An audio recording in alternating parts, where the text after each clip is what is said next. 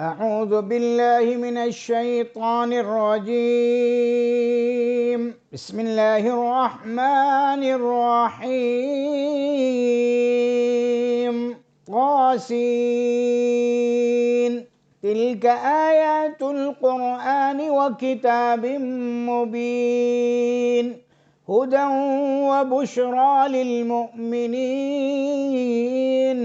الذين يقيمون الصلاة ويؤتون الزكاة وهم بالآخرة هم يوقنون.